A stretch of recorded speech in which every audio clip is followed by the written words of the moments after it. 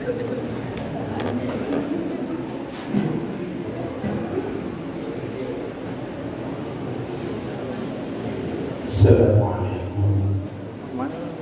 warahmatullahi wabarakatuh. Waalaikumsalam warahmatullahi wabarakatuh. Ibu-ibu, ada suara ibu. Ibu ada nih ya? Kalau jawab salam saya, ibu. Assalamualaikum warahmatullahi wabarakatuh. Waalaikumsalam warahmatullahi wabarakatuh. Bismillahirrahmanirrahim. Alhamdulillahi rabbil alamin. Wa bihi nasta'in ala umuri dunya waddin.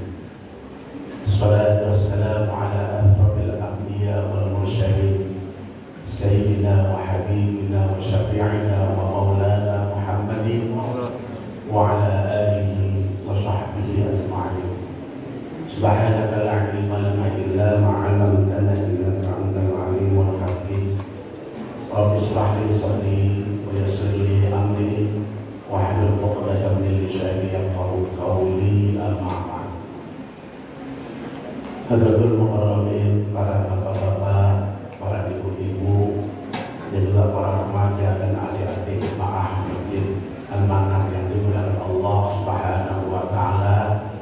Wabil khusus segenap jajaran PKM Masjid Al-Amanah yang tidak dapat saya sebutkan satu persatu, dan juga di depan saya ada ustaz-ustaz muda yang nanti akan estafet menggantikan kita yang sudah tua. Mudah-mudahan diberikan keberkahan oleh Allah Subhanahu wa taala. Alhamdulillah, kita bersyukur kepada Allah Subhanahu wa taala atas segala kenikmatan yang Allah limpahkan kepada kita yang begitu banyak, sehingga saking banyaknya Allah berikan kenikmatan kepada kita, taklah mampu seorang hamba Allah untuk menghitung nikmat yang sudah Allah berikan kepadanya. Wa in ta'uddu nikmatallah la tuhsuha. Jika kalian kata Allah ingin mencoba-coba menghitung nikmat yang sudah aku berikan kepada kalian, niscaya kalian tidak akan mampu menghitung nikmat yang sudah kita nikmati ini. Mudah-mudahan nikmat itu menjadi berkah bagi kita sekalian. Salam dan salawat kalau kita sampaikan kepada Nabi kita Muhammad sallallahu alaihi wasallam, serta keluarganya, para sahabat-sahabatnya, dan juga para penduduk beliau sekalian. Bapak dan Ibu ma'asyiral muslimin rahimakumullah.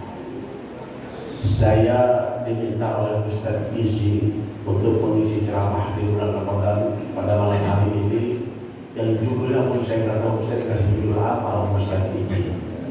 Bingung saya mau taruh tadi sudah nggak ada orang ya udah saya bisa saya. Alhamdulillah Bapak dan Ibu sekalian, bahwa kita sekarang sudah berada pada malam yang ke-24, dan alhamdulillah kita baru saja menyelesaikan ibadah puasa kita yang ke-23.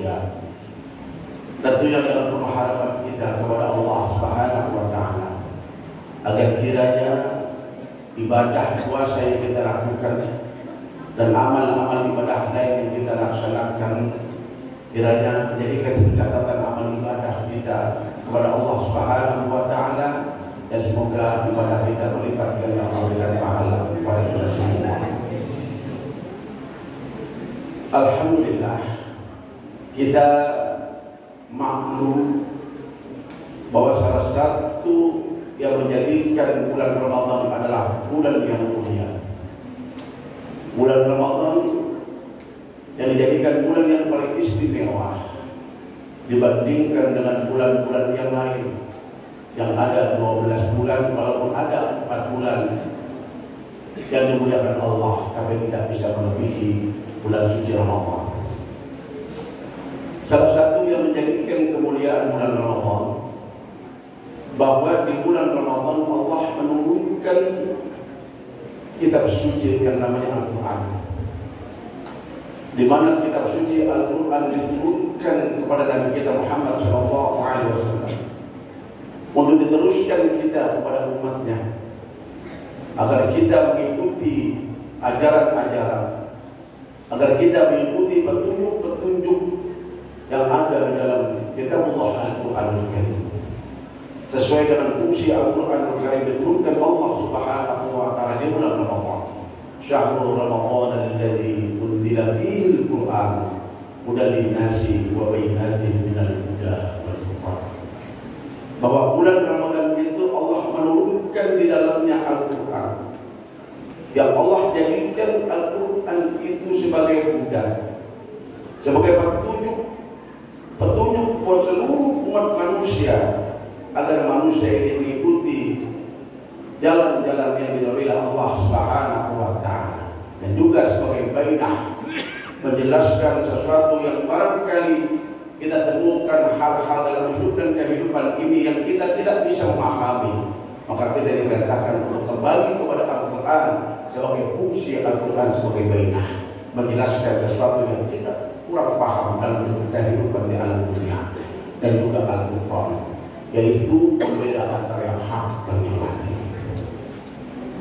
Al-Quran diturunkan kepada Nabi kita Muhammad SAW, memakan waktu yang begitu lama, memakan waktu yang begitu panjang, sehingga dijelaskan di dalam sejarah, di dalam tafsir, bahwa Al-Quran diturunkan kepada baginda Rasul SAW itu selama 23 tahun lamanya.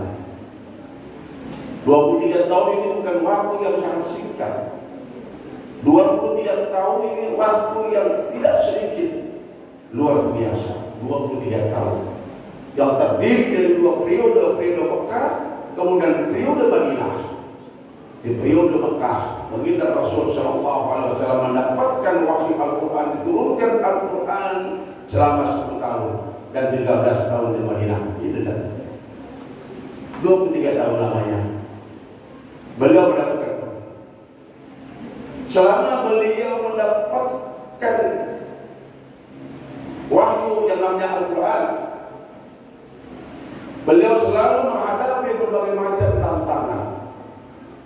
Beliau selalu menghadapi berbagai macam rintangan dari orang-orang yang tidak menyukai, orang-orang yang tidak senang kepada baginda Nabi Muhammad SAW untuk mendakwahkan Al-Quran, mengajarkan Al-Quran di tengah-tengah masyarakat yang ketika itu masyarakat orang-orang kaum muslimin.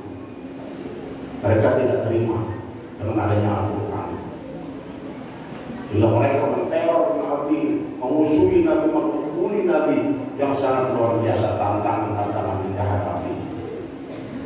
Bahkan tidak sedikit ucapan-ucapan yang dilontarkan oleh mereka orang-orang musyrikin, pembesar kaum musyrikin ketika itu, untuk ketidakpercayaannya kepada Al-Quran. Kenapa mereka tidak percaya kepada Al-Quran? Mereka menganggap, kok kenapa Al-Quran didakwakan oleh Nabi seorang Nabi? Kenapa Al-Quran didakwakan oleh baginda Rasul yang namanya Muhammad, sedangkan Muhammad ini bukanlah orang yang pernah membaca, yang tidak pernah belajar? Kok tiba-tiba datang di tengah-tengah kita menurut mereka dengan gampangnya mendakwakan Al-Quran, sementara menyampingkan kitab-kitab kepercayaan mereka? Dia mengajarkan ajaran-ajaran yang baru menurut mereka kaum muslimin ketika itu. Banyak tantangan. Sampai-sampai baginda Rasul SAW pernah suatu saat ketika beliau mendakwakan Al-Quran di tengah-tengah kaum muslimin, beliau mendapat tantangan, rintangan, bahkan pukulan dan lain-lain sebagainya. Beliau pernah menangis kepada Allah Subhanahu wa Ta'ala, mengadukan hal yang telah dihadapi, mengadu kepada Allah Subhanahu wa Ta'ala. Lalu diberikan semangat oleh Allah Subhanahu wa Ta'ala sampai terus beliau berjuang di tengah-tengah masyarakat, tetap walaupun rintangan dihadapi, teriak. Sehingga turunlah satu ayat kepada baginda Nabi Muhammad SAW terhadap ketidakpercayaan mereka, orang-orang kafir ketika itu. Baik kuntum fi raibin mimma nazzalna ala abdina fa'tu bi suratin min mislihi wad'u syuhada. Indunilah in kuntum shadiqin. Katakan Muhammad kepada mereka, jika mereka orang-orang kafir, pembesar kaum musyrikin ketika itu dia tidak percaya kepada Al-Quran, ragu kepada Al-Quran, diperintahkan sama Allah, suruh saja mereka orang-orang kafir, suruh buat satu ayat seperti Al-Quran. Kalau memang mereka mampu, silakan. Ditantang oleh Al-Quran. Apakah tidak ada yang mencoba, Pak? Sementara ada yang ingin mencoba membuat satu ayat yang ingin menandingi kehebatan Al-Quran ketika itu, yang bernama Musailamah Al-Kadzdzab. Dia mencoba membuat satu ayat, dia berdakwah di hadapan para pengikut-pengikutnya bahwa dia pun bisa mampu membuat apa yang seperti dibuat oleh Muhammad. Di sana dia Al-Quran bukan Nabi Muhammad, pada sebutan Allah. Agar dia menyampaikan, dia coba dengan ini. Dia bikin satu ayat hampir mirip dengan Al-Quran yang namanya surat Al-Fil. Apa Al-Fil ya? Al-Fil itu apa? Gajah. Di surat Al-Fil kita tahu, alam tahu kayak apa alam sambil fil. Dia coba membuat satu ayat, dia bikin ayat namanya Al-Fil. Al-Fil apa bunyinya? Al-Fil. Wa ma huwal fil? Wa ma adraka bil fil? Lahu qartuwul tawil wa lahu dhil. Qala Musailamah Al-Kadzdzab. Jajah, kata dia. Dan ingin mencoba membandingkan kehebatan puisi Al-Quran. Al-Quran dengan bahasa yang begitu indah, bahasa yang begitu tinggi, ingin dicoba oleh bahasa kampungan lah istilahnya. Bahasanya. Kenapa saya katakan bahasa kampungan? Nanti kita lihat. Dia mengartikan makna gajah. Kata Musailamah, gajah. Tahukah kamu gajah? Saya tanya nih adik-adik, dek, kamu, Ustaz mau nanya, kamu kenal gajah enggak? Kayak gimana gajah bentuknya? Hah? Oh. Enggak usah saya teruskan. Ayat yang disampaikan oleh Musailamah Al-Kadzdzab, anak-anak sudah tahu. Mereka sudah paham, oh yang namanya gajah, udah. Ya, ada mereka. Kenapa? Belum boleh paham lagi. Kalau kata Musailamah Al-Kadzdzab, gajah. Apakah itu gajah? Tahukah kamu gajah? Gajah memiliki belai yang panjang dan memiliki buntut yang pendek. Betul nggak, Pak? Betul. Betul. Kalau Al-Quran ketika mendakwakan, memberikan penyampaian kepada umat, kalau hanya menggunakan bahasa seperti ini, nggak usahlah kita percaya kepada Al-Quran. Kenapa? Gampang. Udah tahu kok didakwakan. Kita udah tahu gajah, ngapain untuk didakwakan tentang gajah? Udah tahu gajah. Justru Al-Quran kehebatnya ketika Al-Quran mendakwahkan, menyampaikan ayat-ayat di tengah manusia. Yaitu kita belum mengerti apa yang akan disampaikan oleh Al-Quran, sehingga kita diperintahkan untuk mengerti setelah Al-Quran menyampaikan ayat kepada kita. Contohnya satu ayat Al-Qari'ah, hampir sama tadi. Al-Fil. Al-Qari'ah, mal Qari'ah, wa ma adraka bil Qari'ah, yauma yakunu an-nasu kal farasil mabsus wa takunu al-jibalu kal ifnil manfus. Ila akhir ayat. Allah bertanya kepada kita hambanya ini, hai manusia, tahu nggak kalian itu apa hari kiamat itu? Ketika Allah menanyakan, hai manusia, tahukah kalian apakah hari kiamat itu? Barangkali kita nggak tahu apa sih kiamat itu dan bagaimana bentuknya kiamat itu, kita nggak ada yang tahu. Ini Al-Quran memberikan informasi kepada kita agar kita tahu ini namanya kiamat. Tahukah kamu kiamat? Yauma yakunun nasu kal farasil mabthus, nanti kata Allah ketika datang hari kiamat, tiba di tengah-tengah dunia ini, tiba di tengah-tengah manusia. Yauma yakunun nasu kal farasil mabthus, manusia itu kehancuran keluar mereka. Aneh-aneh yang berterbangan, itu kiamat. Oh, kita tahu itulah kiamat kata Allah. Kita jadi tahu kiamat itu seperti itu. Beda. Dan apa yang disampaikan oleh Musailamah Al-Kadzdzab nggak bisa ditandingi bahasa Al-Quran, bahasa begitu tinggi. Makanya ikut birai ketika orang itu coba kita tuh ayat coba dikit. Dan maulah mereka. Itulah kepada Al-Quran. 23 tahun saya katakan namanya, bagi mendakwakan Al-Quran di tengah-tengah masyarakat, di tengah-tengah kaum muslimin ketika itu, untuk menarik mereka agar mereka mengikuti petunjuk Al-Quran, tidak menyembah berhala, tidak menyembah selain daripada Allah Subhanahu wa Ta'ala. Selalu dijawabkan oleh Rasulullah 23 tahun lamanya. Dan alhamdulillah Al-Quran sekarang sudah sampai di tengah-tengah kita seperti ini. Perjuangan beliau 23 tahun dan kita sekarang mengambil hasil dari apa yang diperjuangkan oleh Nabi Rasul. Al-Quran sudah ada di tengah kita dengan lengkap, 30 juz tersusun dengan rapi. Lalu yang ini pertanyaan yang saya sampaikan, pertanyaan untuk kita, mengapa sih kita beriman kepada Al-Quran? Apa alasannya kita beriman kepada Al-Quran? Karena kan biasanya kalau orang kita, budaya kita ini ingin mengerti sesuatu, dia harus tahu alasannya. Lu ngasih tahu bahwa begini alasannya nggak jelas. Pengen alasan yang jelas. Sama bagaimana? Kenapa kita ini kok mengimani Al-Quran, percaya kepada Al-Quran? Apa alasan Anda? Kalau kita mau bertanya begitu, apa alasan Anda? Coba bayangkan alasannya. Alasan kita beriman kepada Al-Quran, bahwa Al-Quranul Karim yang sebanyak 6.666 ayat, 30 juz, 114 surat, itu adalah produk 100% produk Allah Subhanahu wa Ta'ala, bukannya kalamnya Nabi, bukan buatan Nabi, tapi kalam Allah, ucapan Allah, perkataan Allah. Itulah Al-Quran. Maka kita tidak perlu dengan adanya maka kita tidak perlu ragu terhadap kebenaran Al-Quran.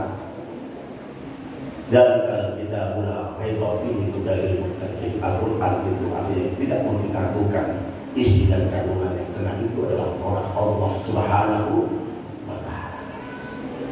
Tuh, apa itu? Yang pertama.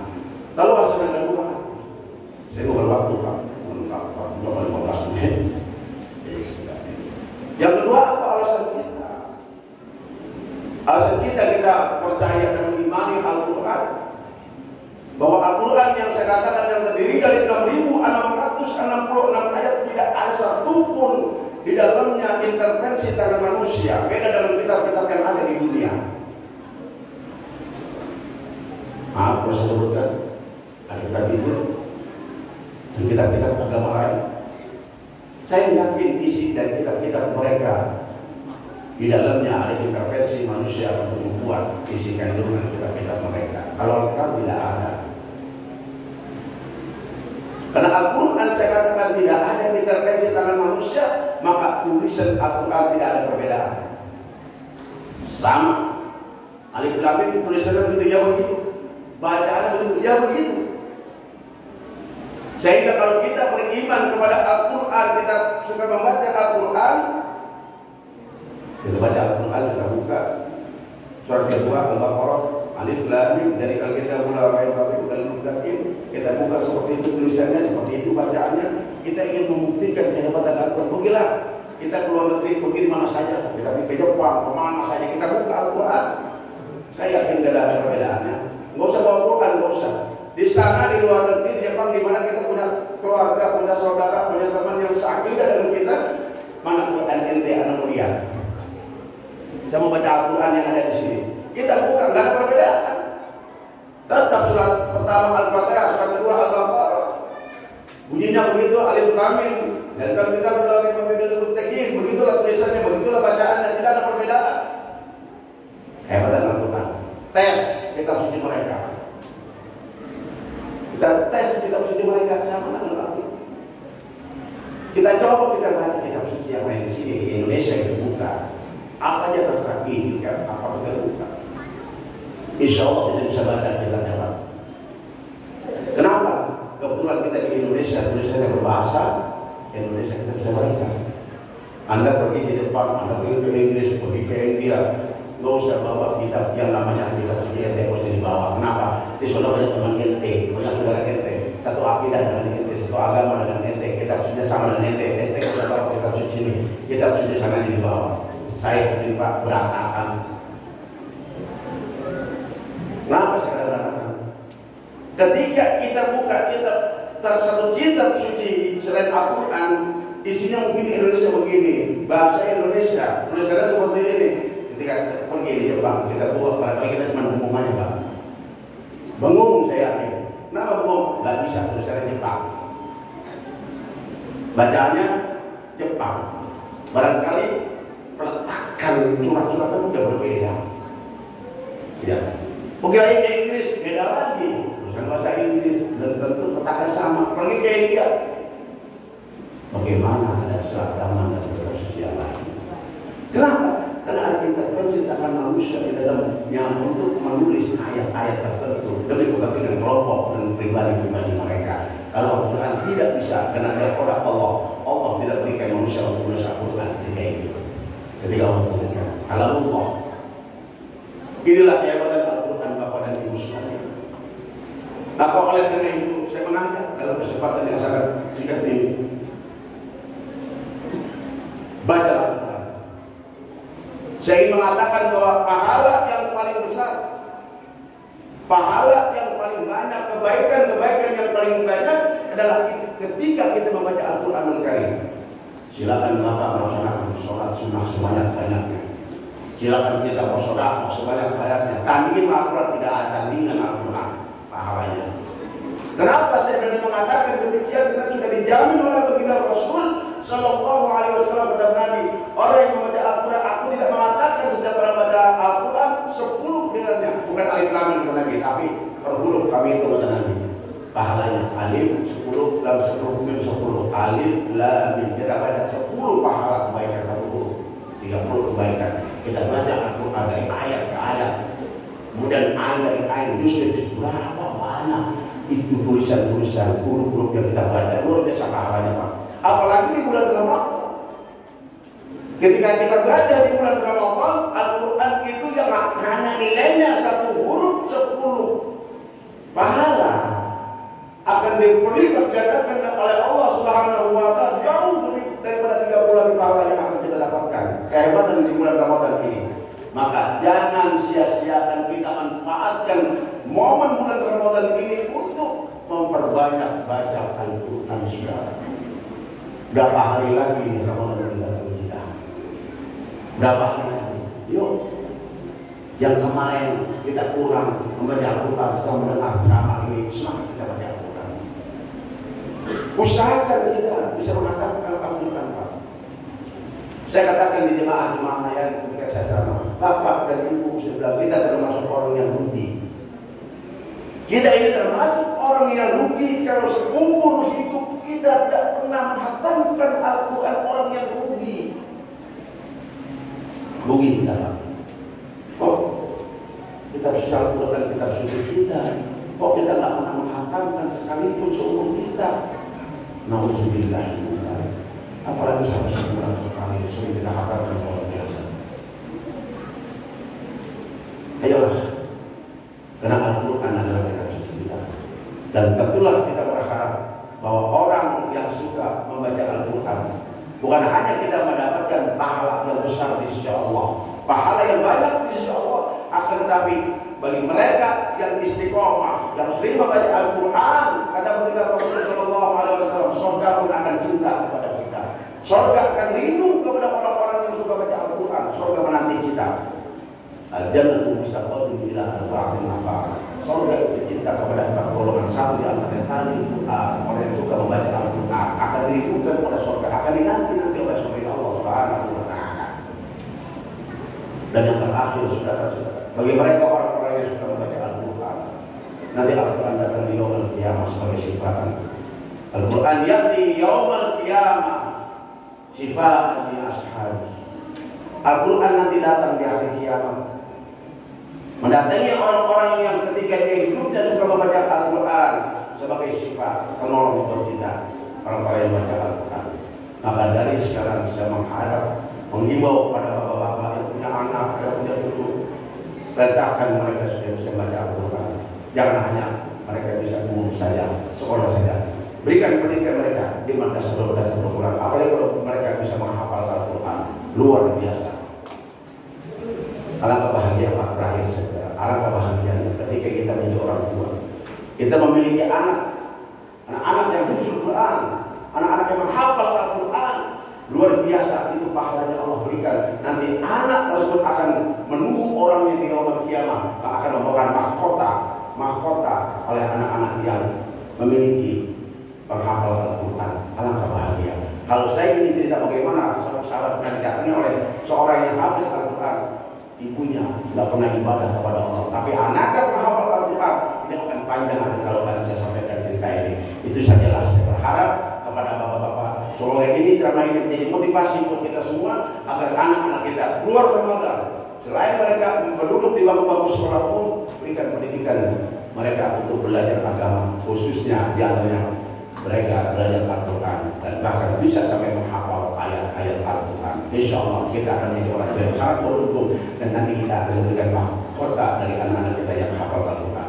Yang terpenting, walaupun mereka tidak hafal Al-Quran, yang penting mereka bisa dan mengerti membaca Al-Quran sebagai kitab suci dirinya. Demikianlah dan Allah wa iyyakum ajma'in. Allahul muwaffiq ila aqwamit thoriq. Assalamualaikum warahmatullahi wabarakatuh.